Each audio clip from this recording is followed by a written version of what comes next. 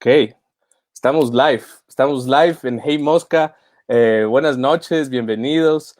Buenas Eh, noches. Buenas noches, qué gusto tener aquí para hablar sobre economía, sobre una pregunta muy específica que estamos haciendo. Y es una pregunta que intentamos sea lo más explícita posible, es ¿cuán jodidos estamos?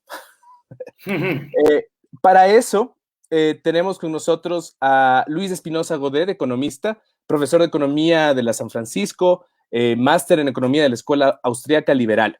Es columnista en Primicias y presentador en Espinosa Libertad en Telesucesos y YouTube. Y tenemos a Kevin Wright, que cursó estudios de filosofía en la Universidad de York, en Toronto, Canadá. Ha trabajado como docente, editor, escritor y columnista para publicaciones nacionales e internacionales y fue durante mucho tiempo librero, asesor cultural y ahora es escritor digital.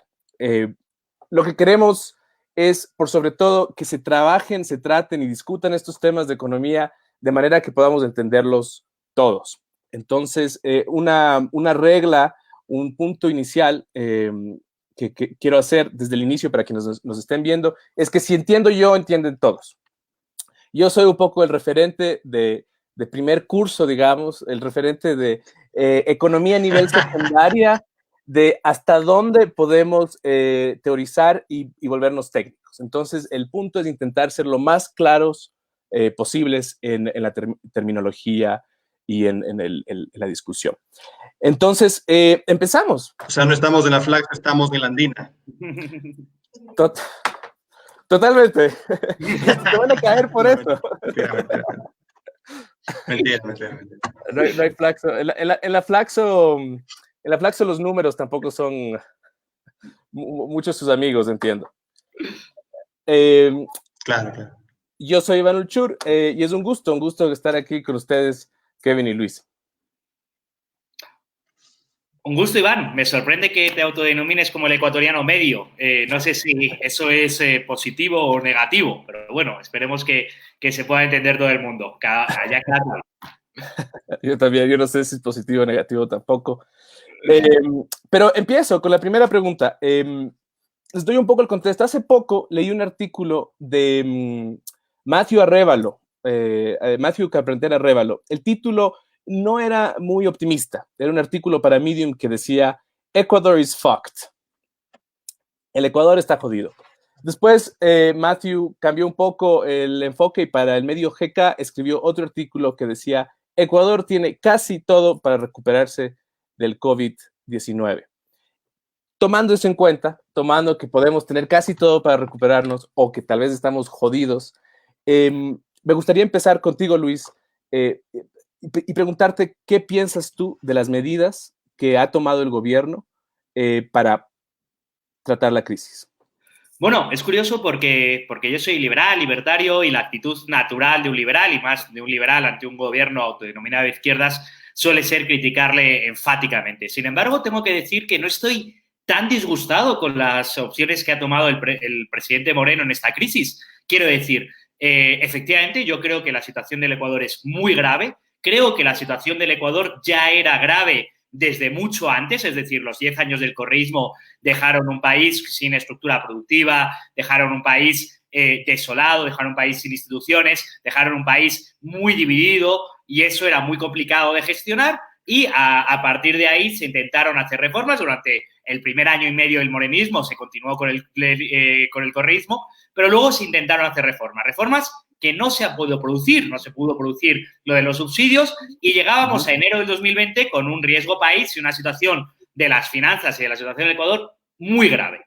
Y la crisis del coronavirus, el estar encerrado en casa, evidentemente, agrava todavía más la situación. Así que la situación es muy grave, muy preocupante. Ahora, ¿qué podría haber hecho el gobierno distinto? Yo tengo algunas críticas, pero no creo que haya ni soluciones mágicas, ni ideas brillantes, ni nada que sea, wow, esto va a cambiar radicalmente. Yo tengo bastantes críticas de otras cosas que se podrían haber hecho, pero no creo, por el momento, lo que puedo decir es que este gobierno no ha cometido un gravísimo error. Y es muy normal que en una crisis, ante el miedo, se tomen acciones radicales que todavía empeoran más la crisis. Y al menos todavía no se ha cometido un gravísimo error. se han tomado medidas más o menos razonables, se han propuesto medidas porque también el gobierno tiene la capacidad que tiene. La asamblea es la que es, los municipios son los que son, los GATS son los que son y claro que podría enumerar lo que creo que se podría hacer distinto, pero tampoco ha cometido el gran error. Y eso ya es mucho. Muchas gracias, Luis. Kevin. Misma pregunta. Misma pregunta. Ya, bueno, yo también leí el artículo de Ecuador is Fact y estaba de acuerdo con mucho de los análisis que hacía el autor, pero estaba en desacuerdo con la conclusión, porque yo creo que la conclusión de ese ensayo era muy optimista. Es decir, algo así como que si logramos la cooperación internacional, es que todos nos juntamos y etcétera, etcétera, todo íbamos a salir adelante y eso es muy ambiguo, digamos. Entonces hay que poner un poco los pies sobre la tierra y de ver más o menos cuáles son las alternativas. Entonces el Ecuador tiene, dejando a un lado el COVID, una crisis a nivel gabinete, es decir, no está claro si es que es la Mapao Romo o el Otito o el Lenin o quién carajo será el siguiente que está un poco al cargo. Se cambia, hay una crisis a nivel ministerial, es decir, se cambia la cabeza del MSP en plena crisis. Y por otro lado, hay una crisis ahora legislativa en la Asamblea y obviamente estamos ya a par meses de empezar el proyecto electoral. Entonces, sin COVID estaríamos jodidos. Creo que lo que el COVID más bien ha logrado hacer es destapar lo inoperante que es el gobierno ecuatoriano. Y sí, bueno, me sumo un poco a lo que decía Luis, que de cierta manera te da un cierto placer cuando el gobierno fracasa, cuando eres un liberalistoide, seas de derecha o de izquierda, es como que te gusta ver que el gobierno fracase. Pero no así, no con mi salud, digamos, ni con la salud de mis conciudadanos, ¿no? Entonces, es que algo así como que hubiesen izado mal la bandera del Ecuador hubiese sido perfecto, o si es que el rey de España le hubiera mandado a callar a Lenin, no tendría ningún problema, estaría como que a favor de ese tipo de cosas. Pero no, nos tocó una crisis, quizás la peor crisis de salud que jamás ha vivido el país y el mundo, ¿no? ¿Hay algún punto, Kevin, en particular de las medidas que el gobierno quiere implementar que a ti te parece errada, acertada? ¿Qué política específica? Y luego quiero hacer a ti la misma pregunta, Luis. ¿Dirías tú que es errada, particularmente errada? Creo que más que una política es un poco cómo están tratando el tema de la dolarización. Estamos viendo una fuga de capital brutal del país. Si es que el Observatorio de la Dolarización tiene los números correctos, estamos cerca de $1 billón que han dejado el país entre marzo y abril. Entonces es una fuga que tiene ahorita, por el tema del petróleo, es el doble de peligrosa, porque a lo que el barril se deprecie, el dólar se va a apreciar. Entonces va a ser muy difícil que esos dólares vuelvan a entrar al país. Entonces, más que una política, creo que el problema con el país es que vimos una cultura de corrupción y una cultura de inoperancia increíble, porque al SRI se intentó pasar una resolución como para que un poco revelar quiénes son las personas que tienen su dinero fuera del país. O sea, para mover tanto dinero necesitas que los bancos te acoliten, ¿no? O sea, no es que tú puedes sacar así en billete casi $1 billón. Entonces, seguramente fueron los bancos. Entonces uno dice, bueno, ¿qué está haciendo el Banco Central? ¿Qué están haciendo estas instituciones? ¿Qué está haciendo el SRI que encima más protege este proceso? Y dado que ahora sabemos más o menos que el petróleo, lo más probable es que este año no vuelva a cubrir los costos de producción. Si es que ocurre, será porque la economía mundial se reactivó en muy corto tiempo. Dado eso, olvídate de que los dólares van a regresar a ese país, al país. Entonces la pregunta es, ¿qué hacemos con los dólares que todavía están aquí? ¿Y qué hacemos con el petróleo? Y si es que los dólares siguen saliendo del país, estamos jodidos. Nos van a botar de la dolarización. Luis. Bueno, estoy completamente en contra con casi todo lo que ha dicho Kevin. No creo que el problema sea exactamente que se vote, que se salgan los dólares. Es decir, la fuga de capitales de los países en vías de desarrollo ha sido generalizado, no ha sido solo en Ecuador. En el mes de febrero, o sea, ya se produjo cuando se empezaron a anunciar, empezaron a fugarse los capitales. En segundo lugar, la idea de evitar que se fuguen los capitales es lo que se llama exactamente un corralito. Es decir, cuando en Argentina lo hacen y lo llaman el corralito o el corralón, la idea de poner barreras para que no salgan los dólares, lo que acaba ocurriendo es todavía más pánico y es una situación mucho peor. En tercer lugar, la dolarización no depende de retener el mayor número de dólares dentro del Ecuador. La dolarización depende de producir y de atraer. Y en estos momentos Ecuador es poco productivo. ¿Es preocupante que salgan dólares de la economía? Sí. ¿Es el problema? No, no es el problema. Es la consecuencia de los problemas previos, que es que se genera poca confianza. ¿Y por qué se genera poca confianza? Porque las ideas como las de Kevin son bastante populares. Entonces, en cuanto empezaba a haber peligro de que pueda no haber, muchos sacaron los dólares. La idea de que el SRI vaya a solucionar los problemas me parece bastante nefasto. ¿Cuál es la idea? Poner más impuestos todavía a la salida de capitales, más de ese 5% que ha tenido tan graves consecuencias. La dolarización, y aquí espero que estemos de acuerdo, es el mayor bien que le ha ocurrido a la economía ecuatoriana en los últimos 50 años, y con eso incluyo el descubrimiento del petróleo y la exportación de petróleo. Y la dolarización tiene demasiada gente que la quiere proteger, pero son madrastras, a base de protegerla la pueden matar. Lo que hay que hacer es dar la máxima libertad posible y el menor peligro posible. Me preocupa bastante empezar a cuestionar este tipo de cosas, porque si alguien tuviese dinero ahora mismo, tuviese $100.000 y escuchase a Kevin o a todos los que opinan como Kevin, lo lógico sería sacar el dinero inmediatamente. Porque si piensas que a lo mejor te suben los impuestos, si piensas que a lo mejor sube la salida de divisas, si piensas que a lo mejor hacen un corralito, mejor lo saco antes. Entonces, no dar ese tipo de mensajes y mejor, oye, claro que hay un problema de productividad, claro que hay un problema que vamos a ser más pobres. ¿Cómo no vamos a ser más pobres si nos pasamos 2 meses sin producir y ya éramos pocos productivos? Pero entonces, no a base de retener dólares. Luis, entonces, ¿cómo previenes? Tú dices, es preocupante la fuga de capital, pero no es el problema. ¿Cómo previenes entonces la fuga de capital? Lo que tienes que dar es el concepto de seguridad jurídica. Dar confianza a los posibles inversores, dar confianza a los posibles depositantes. Decirles que las normas se respetarán los contratos, se respetarán las normas jurídicas, se respetará el hecho de que tu dinero es tuyo y darles seguridad para que mantengan el dinero. Cualquier idea original, como las que se quieren producir, como ya ocurre en Argentina, es que eso exactamente es el corralito y luego el corralón, eso solo agrava la situación porque genera desconfianza y los dólares tienden a huir. Kevin, gracias Luis. ¿Crees que se agrava la situación con este tipo de mensaje? Espero que sí, espero que todo el mundo esté aterrado en este momento.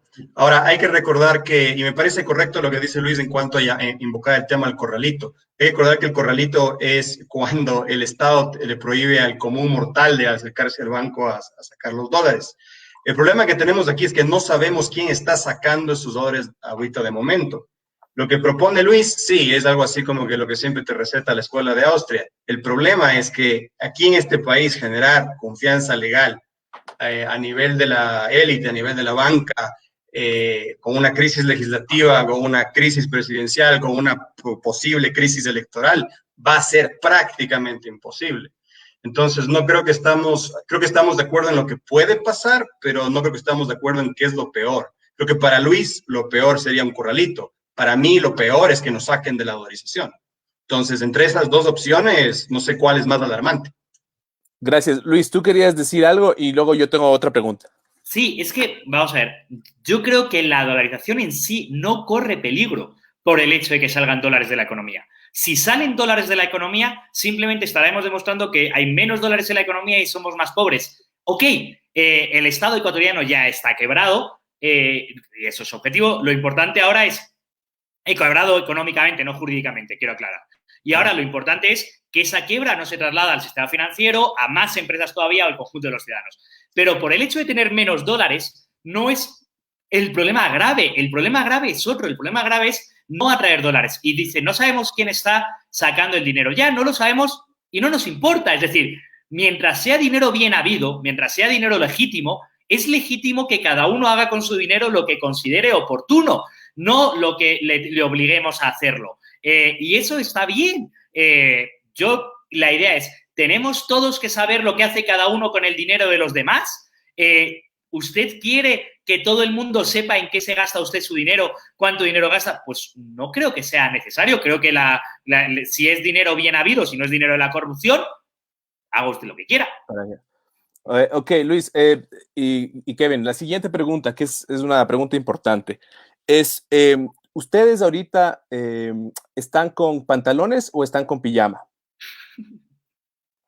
He encontrado una fórmula intermedia que podemos demostrar, vamos a ello. He encontrado una fórmula intermedia. Los pantalones de verano. Los pantalones de verano, me encanta, me encanta. Sí. Eso es, ¿en cuántas reuniones ha estado cada uno en las que se ven súper formales y abajo hay boxers o pijama? ¿Ya ha sucedido esto? Sí, incontables. Yo me baño y me pongo pantalón antes de tener reuniones siempre. Bien, me parece bien. Tengo que decir que además he engordado bastante, o sea que ya el pantalón del traje ni me cabe. O sea, el pantalón Eso quería preguntar también. Tú, Kevin, yo he engordado. Yo la cuarentena me ha hecho engordar significativamente. En mi caso, sigo en el mismo peso que antes de la pandemia, entonces estoy bien en ese sentido. Bien, se te ve bien, tú siempre tan guapo. Gracias. Oye, me estoy Yo también tengo mi sexapil, me he puesto pañuelito. Sí. Ah, tú también, sí, muy bien, me encanta. Me gusta que todos los pusimos ahí dentro de las posibilidades de mi caso, ¿no? Pero... claro, entonces, es que claramente la economía es como la astrología para los hombres, ¿no? Exacto. Lo tomamos en serio. ¿Qué se viene entonces con las medidas que está tomando el gobierno, con el rumbo que está tomando el gobierno? ¿Qué podemos esperar? Si tuvieran, no hablemos de astrología, seamos Nostradamus. Con el rumbo que está tomando el gobierno ahorita, con las decisiones y la tendencia del gobierno ahorita, ¿qué podemos esperar después de la crisis o después de que se acabe la cuarentena en los siguientes meses? Luis. Vale. Luis o yo. A ver, Luis, ya. Es que la pregunta, Iván, creo que tiene cierta trampa. Es decir, la economía del Ecuador ya estaba mal en 2020, en enero del 2020. La economía del Ecuador está mucho peor ahora por una razón evidente, y es que llevamos 2 meses sin producir y además el precio del petróleo a mínimos históricos incluso. Y además, entonces, la situación ya no es lo que vaya a hacer el gobierno. Es muy habitual que la conversación constantemente sea lo que vaya a hacer el gobierno. La situación es, la economía ya está muy mal y va a estar muy mal todo este año 2020 y va a estar mal el año 2021. Ya estaba mal el año 2019, pero ahora estará peor y peor. Y no hay medidas mágicas, ni nadie va a venir y lo va a solucionar, ni ningún gobierno. Ahora toca pasar la crisis, pasar la tormenta, abrigarse lo más que uno puede y hacerlo. Entonces, ¿qué le espera a la economía del Ecuador? Mal. Y quien diga que va a estar muy bien o que pueda mejorar mucho, que me diga qué gran medida. Yo, como digo, yo como libertario desconfío mucho del gobierno y por el momento el gobierno no ha agravado mucho más la situación todavía. Y eso ya es muy bueno porque la crisis del 29, la crisis del 73, normalmente las crisis se empeoran, la crisis del 99 en Ecuador, se empeora mucho más con las decisiones erróneas que van tomando los gobiernos. Entonces, por ahora, ¿eso quiere decir que si el gobierno lo agrava, las crisis a solucionar? No, es evidente que llevamos 2 meses sin producir o produciendo al 30%, y eso evidentemente continuamos gastando, y eso evidentemente va a haber que pagarlo. Es decir, si uno gasta más de lo que ingresa, al final va a haber que pagarlo. Y eso va a haber que pagarlo en el corto y en el medio plazo, y va a ser muy duro. Pero no hay vuelta de hoja si es que estamos encerrados en casa, no hay soluciones mágicas. Perfecto. Kevin. Ahí sí estoy totalmente de acuerdo con Luis. Pienso que este era un caso donde había que dejar la economía y las decisiones financieras en segundo plano. Si es que esto fuera el mundial, nosotros en el caso del Ecuador no es que solamente hubiéramos perdido, sino que la FIFA debería estar considerando seriamente no volvernos a invitar nunca más. Pienso que las decisiones del Estado ecuatoriano algún día van a ser materia de tesis, algo así como que hay un chico que estudia salud pública y va a decir, ya, esto es lo que un país nunca tiene que hacer durante una crisis, ¿no? Entonces, el problema que tenemos ahorita es que no tenemos con qué comparar esto, ¿no? No tenemos un referente histórico de a 10, 15, 20 años reciente como para compararlo. solamente podemos compararnos con otros países. Ajá. El ganador indiscutible hasta ahorita COVID 2020 es Nueva Zelanda, que bueno, es un país con 5 millones de habitantes y una isla en la mitad de la nada, entonces se les hizo muy fácil vencerle el COVID. Creo que el campeón indiscutible, algo así como que Pelé en la gran época de Brasil, es Vietnam. Entonces Vietnam, con 96 millones de habitantes, GDP per cápita menor al nuestro, frontera con China y con Tailandia, tiene 0 muertos. Y creo que parte de la clave de todo esto es porque pese a ser un país monopartido, pese a ser un país con muchísimo proteccionismo y otras medidas de economía así bastante estatistas, decidió desde el principio que la información tenía que ser transparente. Entonces, fueron los primeros en reportar un caso de contagio humano-humano, reportaron a las universidades británicas, reportaron a la Organización Mundial de la Salud, etcétera. Entonces, primaron primero la honestidad, es decir, la comunicación estatal frente al público, cerraron las fronteras de una y construyeron un aparataje, sobre todo de medicina ambulatoria, impresionante. Entonces, que Vietnam es el caso de éxito, y para dar un poco un contraejemplo, a que ya que aquí estamos antiestatistas, un ejemplo de cómo más o menos un centrista, algo así como que el sueño mojado de los estatistas, cómo debería funcionar. Del otro lado de eso tienes el Ecuador, donde lo primero que hicieron es manejar mala información, y la poca información que tuvieron no la compartieron de manera debida. Entonces, esto genera una falta de confianza brutal, no solo puertas adentro, sino puertas afuera. Es decir, dado el tema electoral, dado el tema legislativo y dado el manejo de la comunicación en la crisis, tú como extranjero, como FMI, como China, ¿le apostarás a este país? Entonces... Es decir, ha habido una serie, el manejo en sí ha sido tan poco transparente, dices tú, que estamos perdiendo, es decir, nos vamos en picada también en cuanto a confianza internacional. ¿Tú ibas a reaccionar, Luis? Sí, con dos comentarios. En primer lugar, Ecuador ya no tenía confianza internacional antes de entrar en la crisis porque el riesgo país, que es la medida económica estándar para medir la confianza internacional, desde octubre del 19 con el paro había aumentado más de 1.000 puntos, en enero ya está por encima de los 2.000, si no me equivoco, así que ya no había confianza internacional. Coincido mucho con Kevin y además quiero decirlo en público porque lo llevo repitiendo, el COE tiene la obligación legal de publicar las actas y hasta ahora no lo ha hecho y a mí me parece que es importante seguir reclamando al COE que publique sus actas y creo que los datos no han sido tan transparentes, pero tampoco yo quizás no siendo ecuatoriano y viviendo en Ecuador también puedo permitirme hablar bien de Ecuador o del gobierno mucho más que los ecuatorianos. Claro que no se ha sido transparente, claro que ha sido duro, pero en España las cifras tampoco han sido transparentes, en Alemania las cifras tampoco han sido transparentes, en Inglaterra las cifras tampoco han sido transparentes, en Estados Unidos se están cuestionando, en Italia se están cuestionando, entonces en China, por supuesto, no han sido transparentes. Entonces, es más generalizado de lo que parece. Y luego, entonces... claro que hay un problema de transparencia y además un problema de transparencia previo que viene de una cierta cultura de esa frase tan ecuatoriana de los ecuatorianos son mal llevados y entonces hay que hacer, pero y claro que yo reclamo más transparencia, pero no creo que sea la clave, es decir, no creo que los fallecidos se hayan producido por falta de transparencia, creo que eso es un factor más, entre otros muchos, que desconocemos y tampoco creo, yo soy el primero que quiere criticar al gobierno de Ecuador, pero tampoco creo que haya sido tan desastrosa su gestión y tampoco creo que había alternativas mucho mejores. Es decir, claro que debería haber sido más transparente, pero ¿qué podría haber hecho muy diferente?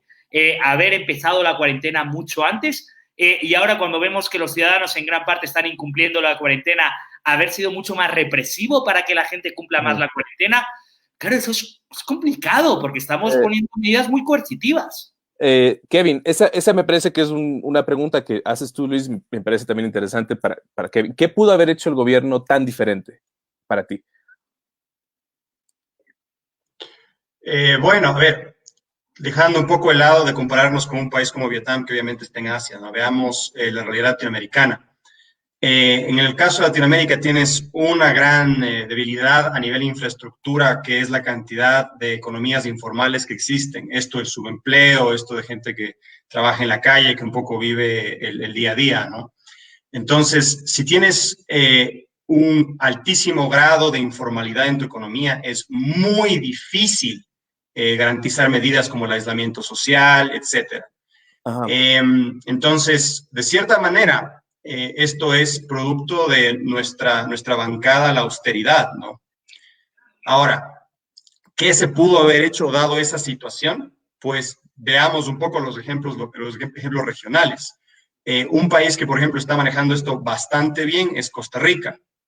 Les recuerdo que Costa Rica no tiene ejército. Entonces, si quieres, una buena opción de verla es, en vez de seguirle haciendo shocks al sistema médico público, pudiste haber empleado primero el ejército como un sistema salubre alterno para que construyan hospitales temporales, para que presten sus insumos médicos, etcétera.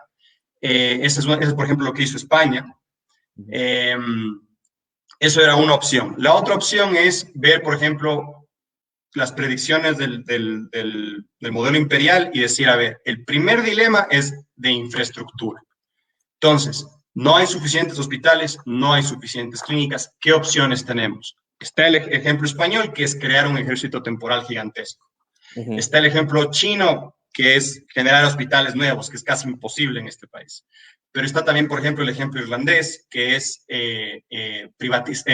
estatizar temporalmente clínicas privadas, ¿no? Ahora, de las tres opciones que te he dado, digamos que descartas la que puedes construir infraestructura. Tienes dos más. Una que hizo España, con bastante éxito, una que hizo Irlanda, con muchísimo éxito. ¿Hasta qué nivel se puede hacer eso acá? Debatible, pero ahí te doy una opción de lo que se pudo hacer inicialmente. Sabemos que el siguiente shock va a ser uno de recurso humano, es decir, a lo que tus insumos empiezan a terminar, a lo que tus enfermeras empiezan a enfermar y morir, a lo que tus médicos empiezan a renunciar, a lo que tienes que meter a los estudiantes de medicina en todo esto, tienes una crisis de recurso humano. Ahora, ¿quién va a sostener quién va a preservar ese recurso humano vital? Es una gran pregunta, especialmente porque ya pasamos el shock inicial, el famoso martillo del proyecto, de la proyección imperial, ¿no? Entonces, es una serie de preguntas que te tienes que hacer, pero tienes que hacerlo de cierta manera a nivel tecnócrata, ¿no? O sea, tienes que algo así como decir, bueno, ministro de Salud, póngase las pilas y veamos cómo manejamos el recurso humano, ¿no? Acá nada, le pones al ministro de Salud a repartir alimentos en ciertas zonas de Quito, ¿no?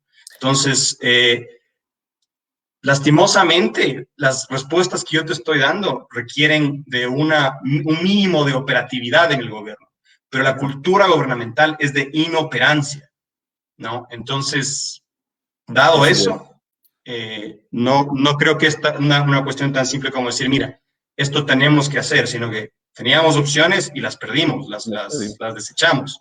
Y no creo que la solución va a ser un préstamo. Gracias, Kevin. Otra pregunta sumamente seria que tengo, y después puedes continuar, Luis. Si tuvieran la opción de pasar la cuarentena, todo lo que falte, con Trump, A, B, Lenín Moreno, C, Correa, o D, Kim Yo-jong, la supuesta la sucesora de Kim Jong-un en Corea del Norte. ¿Con quién eligen pasar la cuarentena? Yo, sin dudarlo, con Trump. O sea, Correa me parece aburridísimo, Lenin me parece que me va a contar chistes malísimos, Kim me va a querer asesinar, solo me queda Trump, que por supuesto que me parece, los chistes que hace me hacen bastante más gracia que los de Moreno, y aunque sea, estará todo el día frente al espejo con su ego y me dejará bastante tiempo en paz, no me cabe ninguna duda.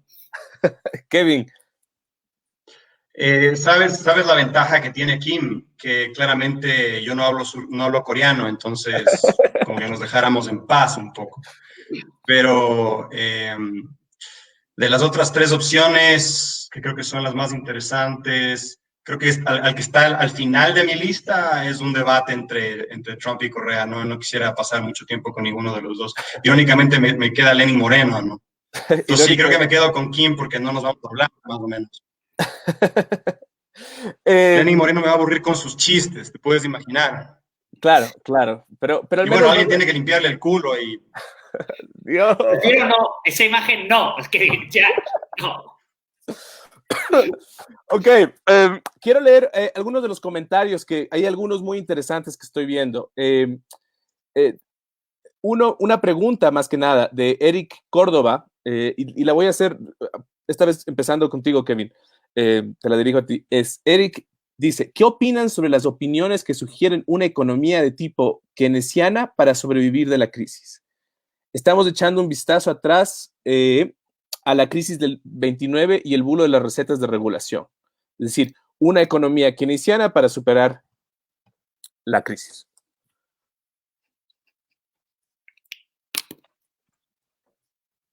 Kevin, sí. Ya. Verás, creo que el problema es que como estamos ante un evento ahistórico, es decir, nunca ha habido esta confluencia de situaciones históricas, no va a haber una solución clara. O sea, además yo sospecho mucho de la gente que llega y te dice, mira, esta es la solución. Creo que tienes opciones y entre esas opciones puedes ver cuál es la menos mala. Eso es una manera de verlo. La otra manera de verlo, pienso yo que es la correcta, es la pesimista. Es decir, hagas lo que hagas, esta situación va a ser totalmente sin sentido, va a ser brutal, va a ser, gente se va a morir y no hay mucho que puedas hacer de esto, ¿no? Es como una situación de guerra. Entonces, dado eso, una vez que aceptas eso, una vez que aceptas la peor proyección posible, te bancas a eso. Y pienso que de cierta manera es lo que nos va a tocar hacer. Y creo que los países que mejor van a sobrevivir a esto son los que asumieron que la cosa iba a ser mala y que fueron honestos con eso. Entonces creo que aquí, de cierta manera, nuestra cultura que siempre te está buscando la solución fácil, que siempre te está diciendo que no, es que mi pana, es que es cuestión de escoger el ministro correcto, es que es cuestión de pedir el fondo correcto. No, o sea, yo sospecho mucho de esas actitudes. Yo creo que más bien tenemos que un poco pensar en esto casi como una situación de guerra, o sea, imaginar un poco los discursos imagínate el discurso de Churchill más o menos, ¿no? O sea, sí, vamos a morirnos y nos toca hacer lo mejor la situación. Entonces pienso que ese tipo de discurso es mucho más honesto. Entonces, un poco para paliar el tema de la crisis, punto uno, solucione ese problema de la salida de dividendos. Yo sé que a Luis tal vez no le importa tanto la salida de los dólares, pero a mí me preocupa, ya que aquí no se producen dólares, ¿no? Y es muy probable que tengamos que... Creo que se trabó. Sí. Se trabó Kevin. Hasta eso, Luis, tú. ¿Empiezo yo? No sé qué tan factible. Pues empiezo yo y quiero decir, a ver, a mí me preocupa muchísimo la idea de que una salida keynesiana de la crisis es una salida de la crisis. Porque las crisis tienen tres partes, o este evento tiene tres partes. Tiene el pasado, cómo llegamos a este momento, el momento, que es el que estamos, y luego la salida. Pero la salida no está predeterminada. La salida dependerá de las decisiones que tomemos. Y si tomamos malas decisiones, vamos a ahondar más en la crisis. Hay una especie de mito que no creo que se corresponde ni con la historia económica ni con la realidad, por el cual la crisis del 29 se solucionó con medidas keynesianas. No creo que sea verdad. Creo que es profundamente falso. Creo que la crisis del 29 se vio ahondada profundamente por las medidas keynesianas que hizo la Reserva Federal y creo que medidas como el aislacionismo, es decir, el proteccionismo y reducir el intercambio, fue nefasto y eso ahondó más en la crisis. Y el New Deal de Roosevelt fue todavía peor porque fue una estatización de la economía nefasta. Entonces, la idea principal es esa idea de Keynes nos va a salvar. Primero, ya vivíamos en una economía eminentemente estatista con gran parte de Keynes y no es verdad que es que va a volver el Estado a la economía, porque ya vivíamos en una economía en que el 50% de la economía era del Estado, a nivel internacional y también en Ecuador. Entonces, la idea de ahora van a venir las políticas estatistas como a salvarnos si ya estábamos en ese problema no es verdad. Entonces, me preocupa bastante la idea de que Keynes nos va a salvar porque Keynes está... yo, claro, soy austriaco, soy partidario de Hayek en el debate Keynes-Hayek, pero creo que aún a día de hoy, por más que a nivel general se crea, y Keynes, por supuesto, fue uno de los grandes economistas de la historia, que Keynes ganó el debate o que es evidente que las políticas... No, creo que la historia del pensamiento y la historia económica nos demuestra que las soluciones keynesianas fueron todavía empeores para la economía, y creo que de lo que nos tenemos que plantear es otro tipo de salidas. Porque si caemos en el keynesianismo o en la receta del 29, lo único que vamos a hacer va a ser ahondar todavía más la crisis. Y eso es muy, muy peligroso. Perfecto. Gracias, Luis. Recuerdo a quienes están entrando que la pregunta que nos estamos haciendo es ¿cuán jodido está el país económicamente? Estamos conversando con Luis Godet y Kevin Wright. Una pregunta que me mandan por interno es muy, muy específica y es, recordamos cuán conflictivo fue octubre. Creíamos que eso, yo pensaba que octubre iba a ser... Yo decía, wow, esto va a definir nuestra historia. Y toma. Y en octubre, como recordamos, hubo todo el paro para protestar y derogar el decreto 883, que quitaría subsidio a combustibles en el Ecuador. Ahora se está volviendo a discutir.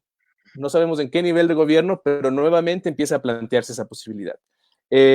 Luis, ¿es este el momento para tomar esa decisión que no se tomó y que se revirtió en octubre? Vamos a ver, a mí me fascina cómo o sea, los países van teniendo oportunidades perdidas y van teniendo discusiones obsoletas. A ver, en este momento, con el precio del barril en negativo, prácticamente a 10 o 20, los subsidios son una partida presupuestaria nula, es decir, no cuesta mucho dinero al Ecuador, al Estado ecuatoriano, mantener los subsidios. Y el momento de quitar los subsidios hubiese sido octubre, o de hecho el momento de quitar los subsidios hubiese sido hace 5, 10, 15, 20 años, y de hecho casi todos los expresidentes del Ecuador han hablado de que había que eliminar los subsidios, es decir, Correa habló de eliminar los subsidios, Bucaram habló de eliminar subsidios, Maguad habló de eliminar los subsidios, Noboa habló de eliminar subsidios, es decir, era generalizado. Pero ese es un debate, creo que ya se pasó, es decir, yo creo que hay que eliminar los subsidios porque creo que es un tema moral, es decir, es injusto que se dedique el dinero del Estado a pagar la gasolina o a pagar el carro de la gente de más plata, es injusto que se dedique el dinero del Estado a eso, es inmoral, además lastra el crecimiento económico, es decir, cuando el precio del petróleo vuelva a subir, ya está lastrando el posible crecimiento del Ecuador, es otra muestra más de la inoperancia política en el Ecuador, de la incapacidad de tomar medidas, pero eso no quiere decir que ahora sea el principal problema ni que debamos centrarnos en eso. Ojalá se elimine, porque yo creo que es de justicia eliminarlo, pero no es ni lo que va a solucionar los problemas de Ecuador, ni a día de hoy el principal problema del Ecuador. Perfecto. Kevin. Bueno, a ver, la materia del subsidio de gasolina aquí en el Ecuador es un tema que tiene bastantes matices.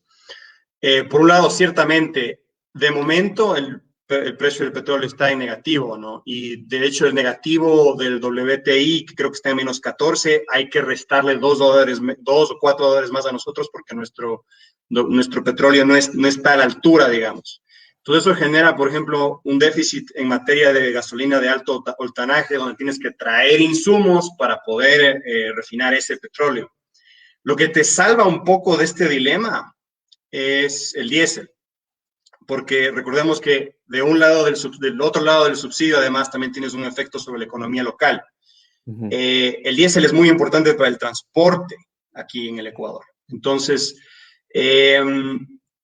habría que ver, o sea, si quitas un subsidio un poco como por temas casi como religiosos, como propone Luis, no es que simplemente, ya no hay subsidio, y hay consecuencias de quitar el subsidio. En el caso del Ecuador, el subsidio al diésel te permite jugar un poquito, ¿no?, dentro del contexto del petróleo, y te permite jugar puertas adentro. Tu economía, de cierta manera, tu economía de transporte depende de que ese diésel se mantenga a ese precio. De cierta manera, el debate es un poco insulso, un poco inútil, porque el petróleo nunca va a volver a ser lo mismo.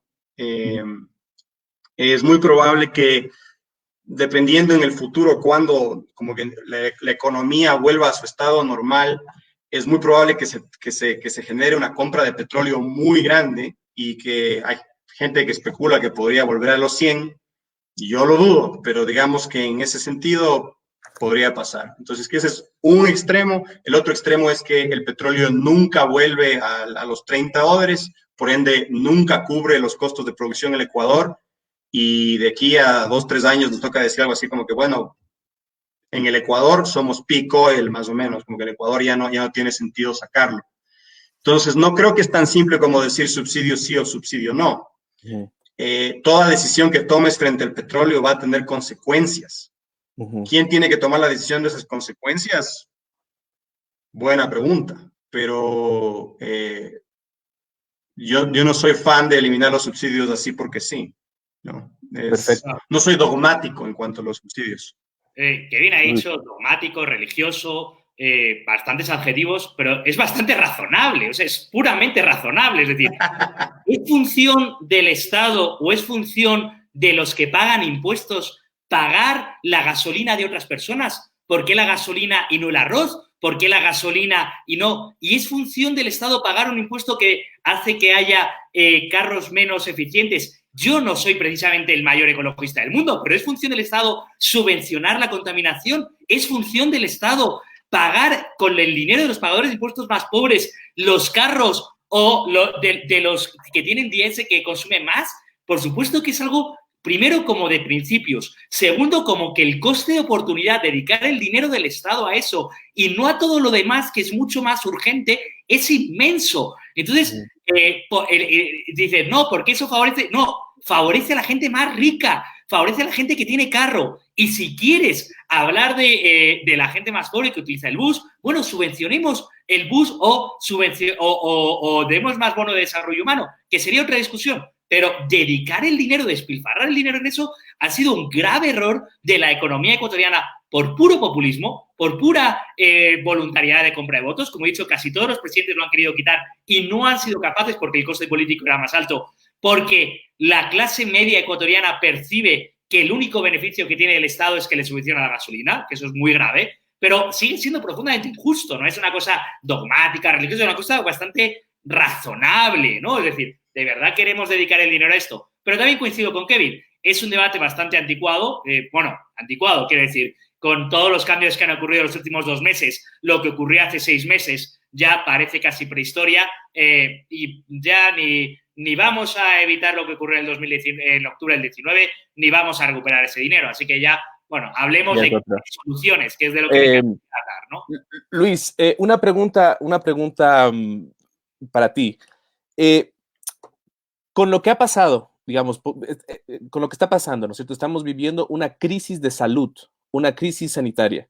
Que está evidenciando, por sobre todo, las faltas y las falencias del sistema de salud pública del Ecuador, ¿no es cierto?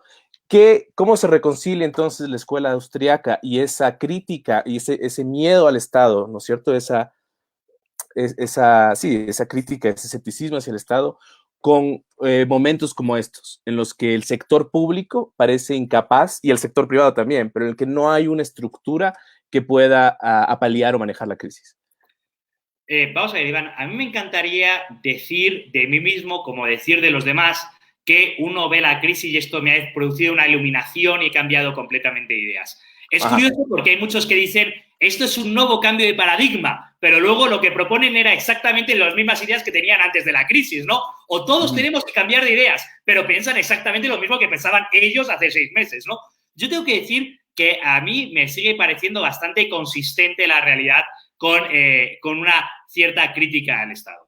En este caso es curioso porque tú dices, en una crisis de salud se demuestra que el sistema de salud público. Mire, creo que de las funciones que se le pueden reconocer al Estado, una de ellas es el servicio de salud. Y durante décadas, y yo llevo 8 años en este país, pero que había corrupción en el sistema de salud público, era evidente. De hecho, tenemos a un señor en la cárcel que se dedicaba precisamente a eso y era evidente. Y entonces, claro, ante estas carencias la gente dice, debería haber más sistema de salud pública.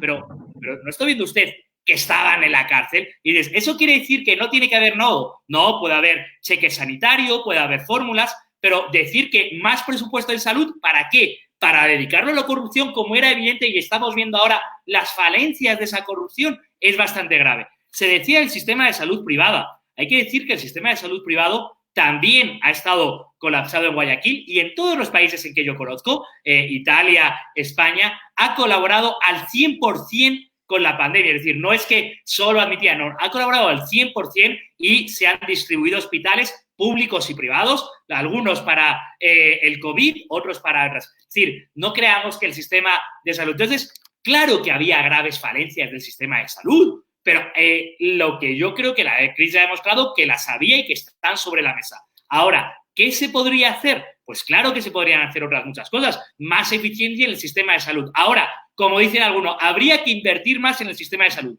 ¿Invertir para qué? Para que vaya la corrupción. Es decir, si no solucionamos los problemas estructurales del Estado en este tipo de falencias, es imposible empezar a hablar de que haya más dinero o más. Entonces, la idea de más Estado, bueno, más Estado, ¿para qué? Dependerá de cómo lo hacemos.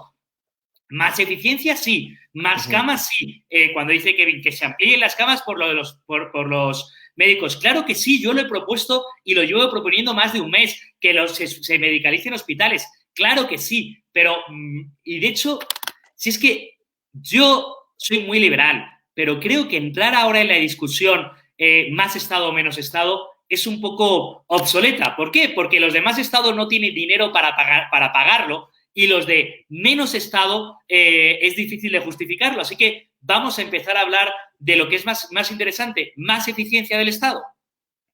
Perfecto. Kevin, un poco la misma pregunta. Entonces, ¿esta es un tema de corrupción, es un tema de inoperancia histórico del sistema de salud o no se ha invertido lo suficiente en ese sector? Es más bien, hay una ausencia del Estado que debería estar ahí en el sector público.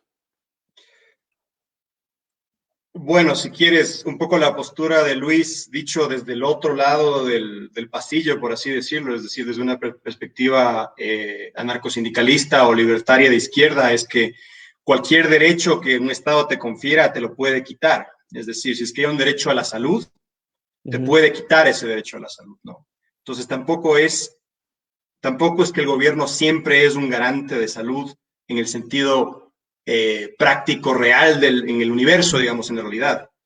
Habiendo dicho eso, ya que estamos tan anti-Estado en esta discusión, para un poco darle también su espacio a los estatistas, no hemos descubierto un mejor garante de la salud hasta ahorita que el Estado. Esto, obviamente, analizar esto dentro del COVID es muy, como te digo, es muy difícil, dado el contexto histórico, nos está pasando. Pero está claro que los estados que tienen una salud pública bien establecida, media tecnocrática, sin mucho movimiento de corrupción, lo están haciendo bastante bien. Ahora, de cierta manera, aquí también entras mucho en el tema de la confianza en el Estado. Es decir, tienes, por ejemplo, los suecos les confiaron mucho a su población y ahora están pagando el precio. Del otro lado de eso, tienes China, que ahorita hay una especie de resquebraje de la cultura de la confianza en el Estado, por cómo el Estado manejó este tema. Tienes también el tema de Vietnam, que como digo, es algo así como que campeón COVID 2020, ¿no? Entonces, creo que una vez más, creo que es muy cómodo dentro de esta discusión que tienes dos personas que son escépticos del Estado, decir, mira, el Estado esto, el Estado lo otro, la corrupción, etcétera. Pero creo que no seríamos justos si no le damos también su tiempo a la luz al otro argumento. O sea, están salvando vidas.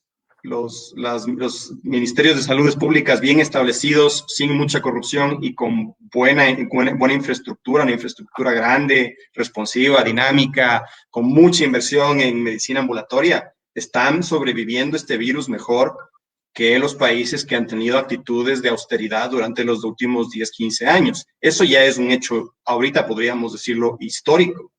No se acaba todavía, pero parece que algo tiene que ver. Y si vemos dentro de la región es un poco parecido. Los países que le han apostado a una salud pública estatal de calidad, les está yendo mejor. Y eso, Luis, gracias Kevin. Luis, tú querías responder. Bueno, ¿están salvando vidas en el sistema de salud? Claro, y los hospitales privados también están salvando vidas porque a lo que se dedica un hospital o un médico en estas circunstancias es salvar vidas. Es decir, la idea como que la salud pública sí que funciona y sí que salva o sí que podría funcionar o en un mundo ideal funcionaría y salvaría vidas, no me parece. Yo tampoco estoy en una actitud yo estoy diciendo en el Ecuador el sistema de salud pública tenía graves falencias. Y además también hay que ver cuáles son las promesas. Cuando he dicho un derecho a la salud, que no queda muy claro qué quiere decir eso, pero las promesas dichas. Si un Estado dice, tú tienes derecho a la salud y yo me arrogo la responsabilidad de darte salud, evidentemente es exigible que seas liberal o no lo seas, que cuando llega la crisis, oye, deme usted la salud que usted me ha dicho que me iba a dar.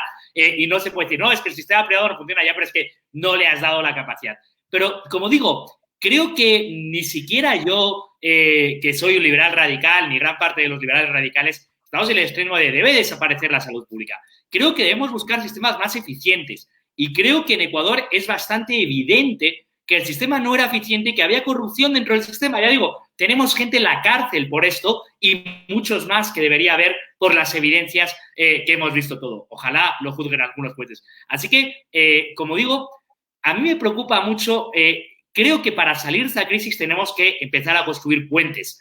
No digo entre Kevin y yo, que somos bastante irrelevantes, con todo mi respeto, Kevin, no somos, pero sí que digo entre los distintos sectores de la sociedad. Y creo que al arrojarnos piedras ahora de deberíamos haber invertido más en salud, deberíamos invertir menos en salud, bueno, no veo en qué nos aporte que sea. Creo que todos podemos estar de acuerdo en que el sistema de salud debería ser más eficiente. Y en eso sí que podemos trabajar todos. Perfecto. Luis, y ya para empezar a cerrar, ¿no? el 4 de mayo van a salir.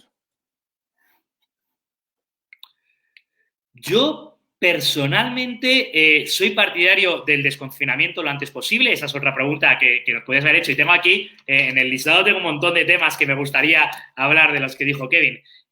Yo personalmente tampoco voy a salir mucho, básicamente porque no sé muy bien a qué. Es decir, hay toque de queda, luego no me puedo ir a tomar con los amigos, no hay restaurantes, no hay eso, entonces, ¿para qué, no? Entonces, probablemente no mucho, saldré a dar una vuelta y me volveré a mi casa. Perfecto, o sea, tú estás a pesar...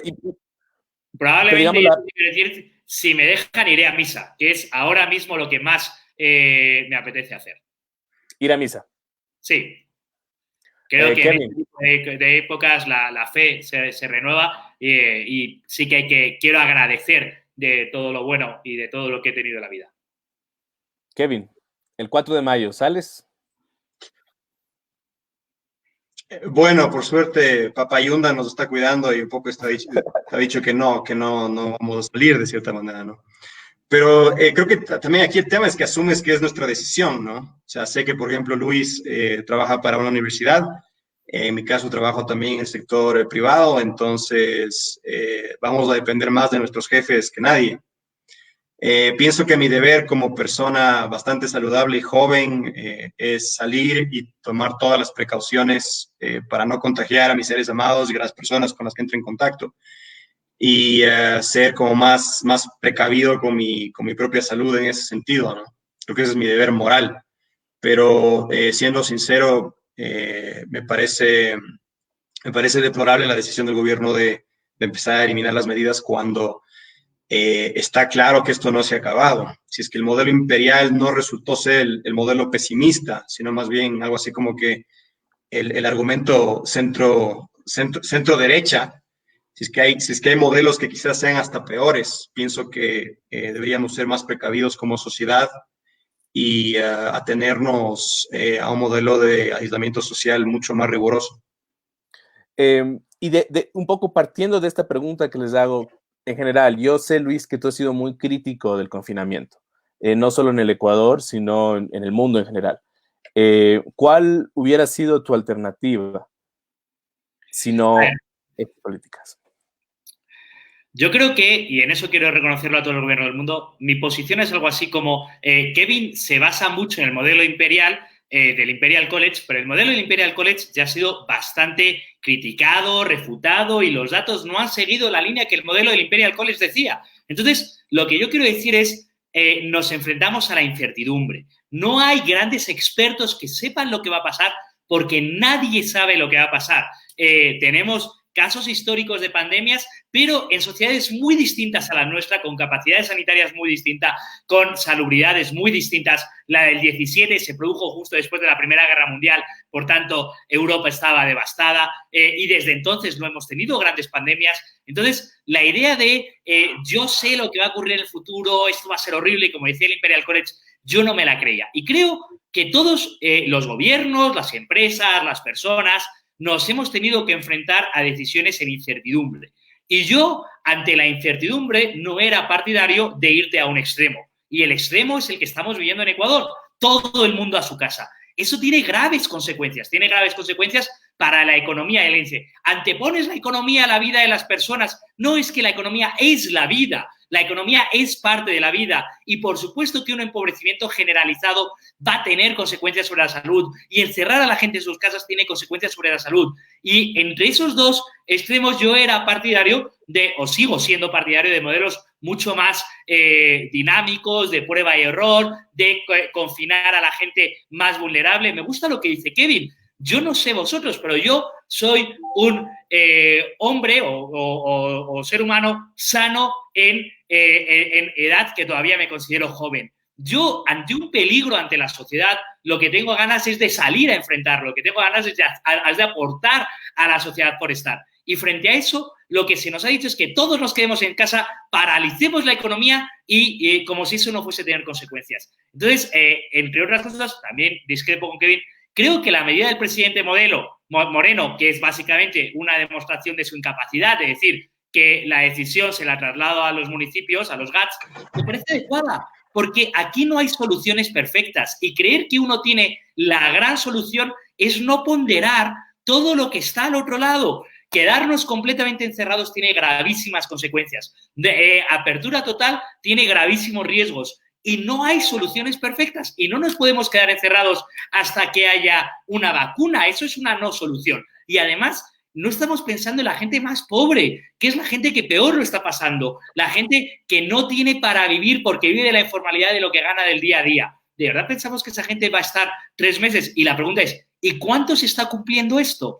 Porque los reportes que tenemos, que son más bien poco fiables, también nos dicen que en muchos casos la gente no se está quedando en su casa y es perfectamente entendible, porque quedarte en tu casa un día puede, pero quedarte en tu casa 2 meses cuando vives en una casa de 50 o 60 metros cuadrados, 4 personas sin aire acondicionado en Guayaquil, pues oye, es muy complicado. Entonces, ahí tengo una posición como, esto es más complicado de lo que parece y no creo que los grandes expertos tengan las grandes soluciones. Claro, gracias Luis. Kevin, tú, un poco, era la misma pregunta, ¿era el confinamiento nuestra única opción? Creo que, bueno, se demostró que de cierta manera atenerte a los modelos, a las predicciones más terribles, de cierta manera los países que tomaron medidas más drásticas, ahora están en una mejor situación para jugarle al COVID, ¿no? Mientras que los países que no sobrellevaron bien el famoso martillo del modelo imperial, ahora ya no tienen tantas opciones de juego. Dicho de otra manera, ahorita el problema que tiene Nueva Zelanda es el resto del mundo. Es decir, Nueva Zelanda tiene que esperar a que el resto del mundo se abra. Vietnam, más o menos igual. Ciertas partes de China ya se están reabriendo. Entonces, lo más probable es que ciertas partes de China sean las primeras en reactivarse en materia económica. Pero incluso ahí vemos que hay mucha duda. O sea, todavía no hay el consumo que había pre-COVID, ¿no? Entonces, todavía hay mucha desconfianza de los chinos frente al COVID-19 a nivel poblacional. Entonces, sí, como que perdimos la oportunidad de hacer las cosas bien. Ahora solo hay maneras de hacer las cosas mal. Ciertamente este shock va a ser absorbido mejor por países que tienen mejor infraestructura, es decir, por ejemplo, Italia, que la recibió bastante mal, es probable que se empiece a recuperar más rápido que el resto de países del sur, es posible que se recupere mejor que Francia y que España, pero sí, me sumo también de cierta manera a las palabras de Luis, donde hay mucha incertidumbre. Ahora, la incertidumbre no se quintuplicó para los países que fueron precavidos, se quintuplicó para países como el nuestro, que no se tomaron esto en serio cuando debieron haberse tomado esto en serio. Entonces, ahorita las decisiones no son tan fáciles como decir salgo o no salgo. y claramente las debilidades que tenemos como país es el tema de la informalidad y el tema de la gente que vive en esas situaciones de precariedad. ¿Una solución a ellos fácil? No hay. Entonces sí, creo que hemos generado más incertidumbre por no tomarnos en serio lo que estaba pasando. Y creo que de cierta manera, más importante de la opinión de Luis o de Iván Ulchur o de Kevin Wright aquí, es que el Estado me está demostrando que no se están tomando esto en serio. Entonces, eso a mí me lleva a la conclusión de que esta cosa se va, primero que no está en nuestras manos, de cierta manera. Es decir, tal vez tengamos que depender más de responsabilidad individual. Un poco yo dije más o menos cuál es mi actitud frente a esto. No tengo mucha opción frente a mi empleador, por ende tengo que hacer un poco lo que él me diga, ¿no? Sí tengo opción frente a mis seres amados, especialmente a los seres amados que tienen una condición médica un poco más vulnerable, un poco mayor. No los voy a visitar, por ejemplo. Tengo responsabilidad ante mi esposa, tengo responsabilidad ante mi gato. Y dentro de lo posible, haré lo posible por ser un ciudadano responsable. Lastimosamente, el Estado me quita muchas de esas opciones, ¿no? Perfecto, Kevin, gracias. Y para despedirnos, ya que llegamos a la hora. Eso fue chistoso, eso, perdón, Iván. Intenté hacerlo con tono cómico, perdón.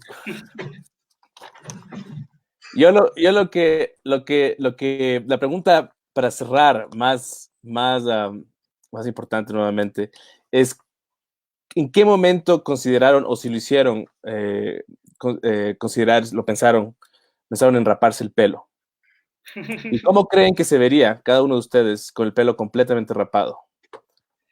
Yo he tomado la decisión contraria. Yo he tomado la decisión contraria de no afeitarme hasta que no salga de aquí, además como muestra. Así que vamos a ver cómo soluciona. Y no me pienso rapar el pelo. Es que ni siquiera tengo medios en la casa para hacerlo. Y no me parece una muy buena idea. Me extraña, Iván, que no nos hayas preguntado por soluciones a futuro, que es lo único sí. que nos queda por hablar, ¿no? Sí. No es la última, y ahí cerramos, vale. Ahí nos despedimos. Y Kevin, tú, raparte el pelo. Bueno, si tú me hubieses dicho hace un mes que iba a ser el lado zurdo de esta discusión, me hubiese dejado una barba épica a lo Marx, a lo Kropotkin y el pelo lo más largo posible y hubiese buscado un filtro blanco y negro así y hubiese cantado a la internacional, pero no me diste tiempo, loco, entonces me tocó venir aquí con mi barba así un poco tupida. Sí, bueno, me gusta la pregunta de Luis Espinosa, como que un poco qué opciones nos quedan para el futuro, y como él un poco hizo la pregunta, le dejo el foro a él primero. Luis. Pues es que es muy difícil. O sea, yo para el futuro creo que lo importante ahora es no cagarla. Es decir, ya estamos muy mal y lo importante... Asumiendo que tenemos poder de decisión sobre el país, ¿no? Sí, no la tenemos, pero yo sí creo, o más bien quiero creer, que en estas circunstancias la ciudadanía y la responsabilidad es más importante. Lo digo porque, por un lado, aquellos que creen en el confinamiento extremo es como todo el mundo se tiene que quedar en casa y eso va a ser... Yo sí creo que en estos momentos es más importante que cada uno intentemos aportar en lo que podemos aportar. Creo que este debate aporta, espero que para los que nos estén escuchando crean que aporte, y creo que es importante que cada uno intentemos aportar. Ya digo, si nos enfrentamos a un peligro grande como sociedad, a mí me gustaría poder aportar, a mí me gustaría poder estar allí. El caso es que en este caso es mucho más difícil intentar saber qué supone aportar, y creo que los que nos dedicamos a esto del mundo de las ideas, vosotros en los libros, yo en la universidad, podemos parecer especialmente inútiles, pero yo creo que somos especialmente útiles en este caso, y en este caso donde los clásicos, las ideas, la historia, el pensamiento se revela como especialmente importante, y por eso quiero creer que nosotros, especialmente gente bastante inútil, en general, ¿no? Los que se dedican a las ideas, podemos aportar algo más. Y frente al futuro, lo primero es no cagarla a nivel individual, es decir, no cometer grandes riesgos. Una cosa es que yo diga que tenemos que evitar el confinamiento, y otra cosa es que yo mañana me vaya a ir a un concierto con 10.000 personas, es decir, entre medias hay muchos rangos de reactivar la economía, reactivar la vida, muchos intermedios. no cagarlas en las proposiciones del gobierno cuando habla, pues eso, con todo mi respeto para Kevin, esa idea de poner corralitos o grandes ideas económicas que creo que van a ser muchísimo peores.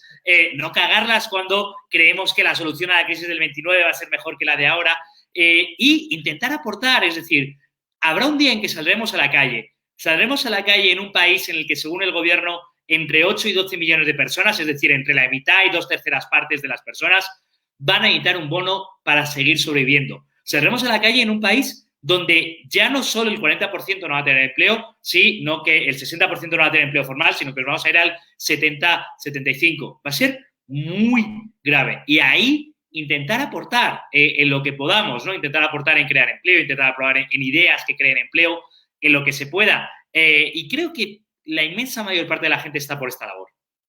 Perfecto, Luis. Y Kevin, tú. Bueno, primero que nada, Luis, no te preocupes, cada vez que pides disculpas, yo solamente pongo en mute cada vez que estás hablando, así que no me estás afectando para nada, tranquilo. No, mentira. No, a ver, verás, tal vez estoy de acuerdo contigo, tal vez no tengo tu entusiasmo, en el sentido de que no creo que esta cosa va a ser tan color de rosa como quisiéramos que sea, pero estoy de acuerdo que este tipo de espacios, un poco de ironía, un poco de humor, un poco de pesimismo, un poco de información, no puede hacer daño, como mínimo, no le estamos haciendo daño a nadie, ¿no? Entonces creo que este tipo de cosas son buenas iniciativas. Hay que admitir que, claro, somos tres heteronormados, blanquitos, y que hay muchas realidades en este país que no tienen una voz. Entonces, de paso hay que mencionar eso también. Pero por sobre todo, bueno, tal vez de cierta manera siempre estamos en el final de los tiempos, algo así como que no hay un evento apocalíptico, sino que el mundo siempre se está acabando de cierta manera. Entonces, creo que al menos que tres pelagatos se hayan reunido un poco a contar chistes y a ironizar sobre el tema, ya habla bien de la situación en el sentido de que no hemos perdido toda la esperanza, ¿no? Entonces, tal vez esa sí es una buena salud. De aquí para adelante no veo mucho espacio para maniobrar a las economías latinoamericanas, especialmente en el caso de Venezuela y Ecuador por el tema del petróleo. Una solución así hiper centrista como para amargarle la tarde todavía a Luis, sería algo así como que nos abrimos todos cuentas en el Banco Central y el Banco Central nos empieza a depositar un sueldo vitalicio, ¿no? Sería como muy bacán. Todos nos vimos forzado, con la cédula, obligados. Desde en adelante todos, 400 mensuales. No, pero ¿de qué hablas? El dinero es una construcción social, Luis, es un contrato. Vale, vamos a crear dinero de la nada. Sí.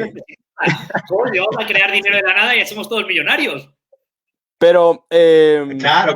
Vamos a inventar el super sucre, ¿qué te parece? El nuevo sucre. Me encanta. ¿Cuál es el nombre del Bolívar? Es de la Bolívar. Ahora es verano. Y ya, último comentario súper rápido, última pregunta, respuesta sin pensarla.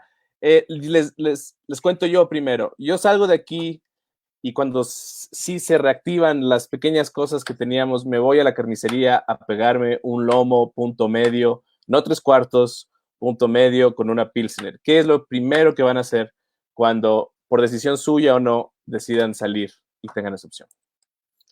Yo ya lo he dicho, la verdad es que yo me estoy haciendo mayor a pasos agigantados y cada vez más religioso. Lo primero que voy a hacer va a ser ir a misa y lo segundo irme de borrachera. Perfecto. A la vez, ¿no? No, el pan y el vino son solo simbólicos de la misa. Son solo simbólicos. Kevin.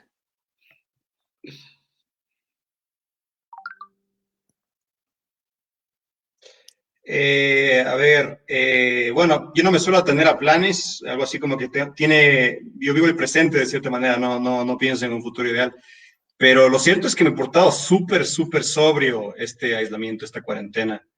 Yo soy de las personas que toma un vaso de whisky antes de dormir, ¿no? Entonces, esta sobriedad me sorprende, en mi caso.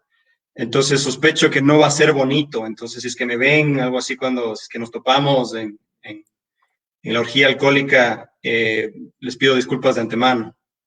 Perfecto. Kevin, muchas gracias. Ahí te veré probablemente. Muchísimas gracias a Kevin, muchísimas gracias a Luis. Me gustó cuando hablaste de tender puentes, porque creo que esta es una manera limitada, pero es una manera importante en la que podemos empezar, al menos. Esto es Hey Mosca, yo soy Iván Uchur, y esto vamos a tener todos los lunes, debates y conversatorios, tratando de darle un poco de sentido y comprender mejor lo que está pasando.